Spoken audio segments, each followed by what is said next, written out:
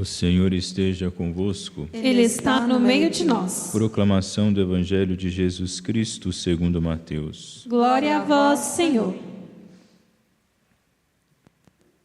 Naquele tempo, dirigindo-se para a sua terra, Jesus ensinava na sinagoga, de modo que ficavam admirados e diziam: de onde lhe vem essa sabedoria e esses milagres? Não é ele o filho do carpinteiro? Sua mãe não se chama Maria? E seus irmãos não são Tiago, José, Simão e Judas?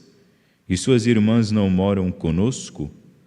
Então de onde lhe vem tudo isso? E ficaram escandalizados por causa dele. Jesus, porém, disse: um profeta só não é estimado em sua própria pátria e em sua família.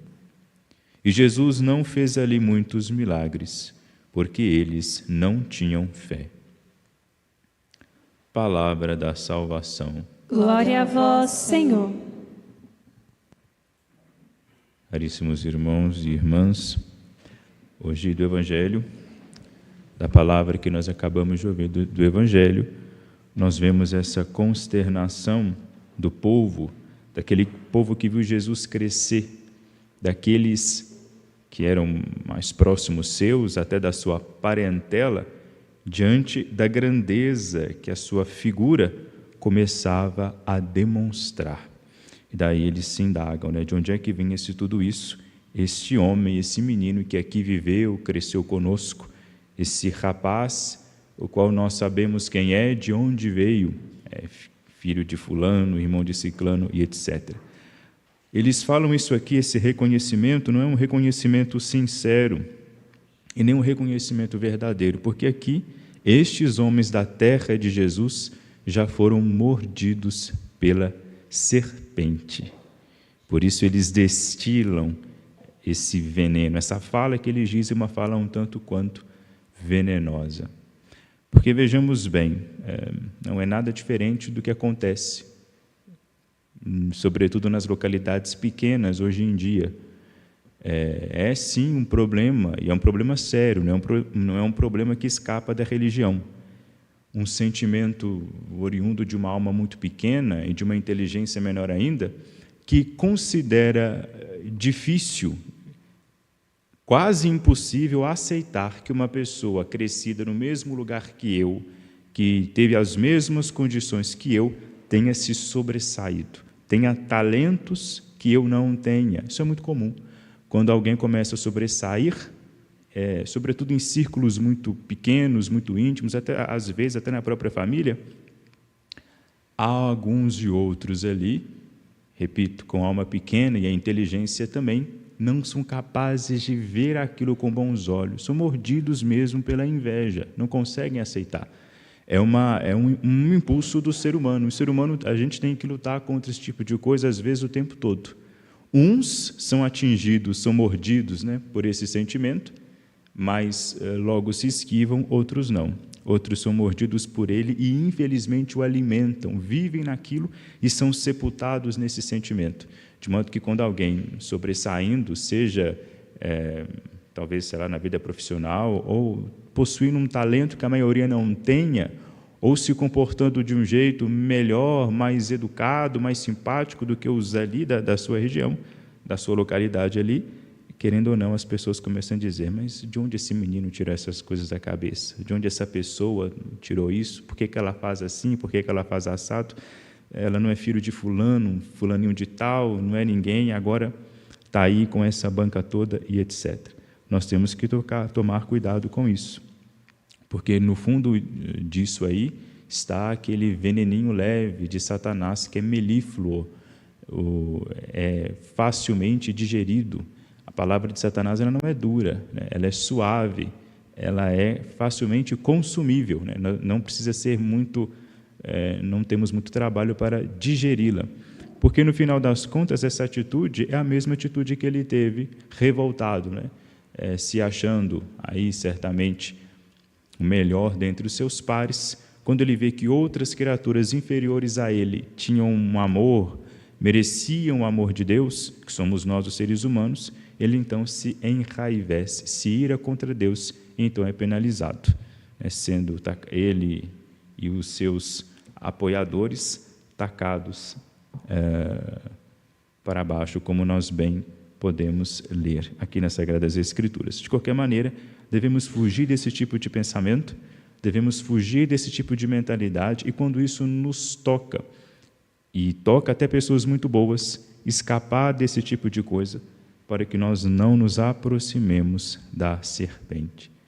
E esse povo aqui, essa parentela de Cristo, essas pessoas próximas a Ele, partiram da mesma insensibilidade que partilham os profetas e sacerdotes dos quais nós ouvimos falar na primeira leitura. São pessoas insensíveis, são homens de Deus, são homens separados para Deus. A parentela de Jesus, a parentela de Cristo, parentes dele, são familiares dele, compartilham do mesmo sangue dele, é o povo dele, biologicamente falando. De algum modo, eles estão separados ali junto com ele. Do mesmo jeito, os sacerdotes na antiga aliança, eles eram separados, nasce-se um sacerdote, não se tornava sacerdote. Os profetas, eles recebem um dom especial de Deus para serem sensíveis à lei, serem sensíveis à realidade que ocorre, de algum modo são munidos de uma determinada coragem um pouco incomum, mas são pessoas escolhidas por Deus, são homens de Deus, mas homens de Deus que acabaram se tornando insensíveis. E mais uma advertência aqui, é muito comum que os homens de Deus, que as pessoas muito dadas à religião, que as pessoas muito familiarizadas com os mistérios de Cristo, muito familiarizada com a igreja, muito familiarizada com serviços paroquiais, se torne insensível às coisas de Deus. E de modo que, com o passar do tempo, aquela chama inicial, aquele amor, aquele ardor que fez com que ela abraçasse essa vida religiosa com todo afinco, vá se esfriando. E então, quando houver uma manifestação, e nós sabemos que Deus se manifesta por meios inimagináveis, ela não terá condições, não terá capacidade de perceber ali a mão de Deus agindo diante dela. Isso é uma coisa séria. Para nós, padres, religiosos, seja catequistas, pessoas envolvidas com liturgias, músicos, nós podemos cair nessa insensibilidade para com as coisas sagradas, porque lidamos com isso constantemente. Imagine só os padres que rezam 7 missas, às vezes, num domingo, num dia só. Alguns até brincam que no final não sabem nem mais o que está dizendo. É perigoso, é necessário, claro. Tem muita gente que precisa ali de participar do sacrifício eucarístico, do santo sacrifício da missa, mas é arriscado porque, lidando ali, a gente pode começar a esgotar o sentido do mistério na nossa vida. Isso não pode acontecer em hipótese nenhuma. Eu me lembro de uma vez, era seminarista, fui em uma paróquia, fui rezar na Capela do Santíssimo, uma ministra foi lá distribuir já o corpo de Cristo, já consagrado nas âmbulas menores. Ela estava tratando as hóstias como se fosse um baralho, estava quase baralhando assim Jesus assim na mão dela, uma coisa horrorosa. Pegava naquilo, pegava na vasilha, com todo o descuidado do mundo. Não tinha zelo por aquilo, via que ela estava fazendo aquilo mecanicamente, sem nenhuma reverência, sem nada. Mas Deus não importa, não interessa se Deus importa ou não. É claro que Ele não aumenta a sua dignidade, Ele não diminui a sua dignidade quando alguém deixa de lhe fazer uma reverência, mas é o mínimo que a gente espera de uma pessoa envolvida com essas coisas, que ela seja minimamente grata por aquilo, que é a Eucaristia. É a segunda vez que Deus se rebaixa a nós. Primeiro Ele se fez homem, depois Ele se fez pão. É o grande exagero da misericórdia de Deus, a Eucaristia. Mas ainda assim, claro, com os anos de trato, a gente acaba perdendo um pouco de zelo e de cuidado.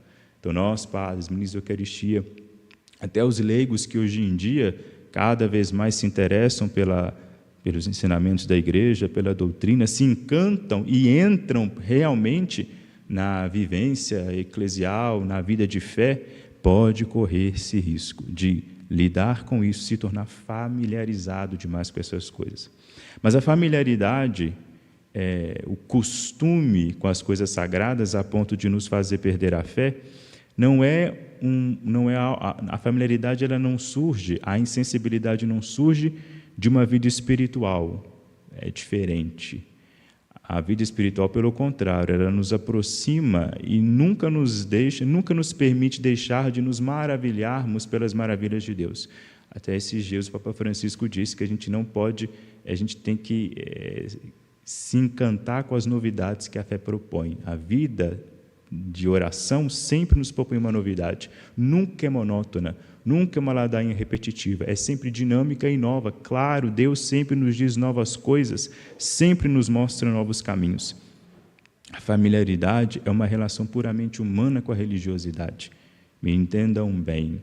Quando eu me aproximo da religiosidade, movido por princípios meramente humanos, só por um encantamento humano, porque aquilo encheu meus olhos carnais, porque enche os meus ouvidos carnais, isso um dia acaba. Essa familiaridade um dia vai me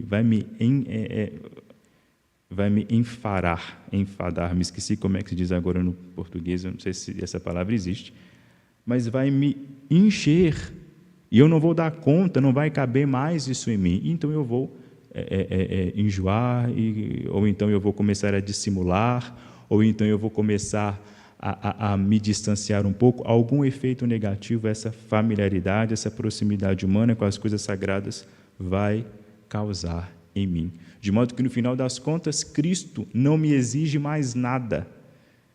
A vida cristã não me exigirá mais nada. Não será mais exigente, não haverá nenhuma cobrança, eu não me sentirei mais obrigado ou não me sentirei mais no dever de retribuir esse amor para com Deus, porque é um amor que eu não mais percebo.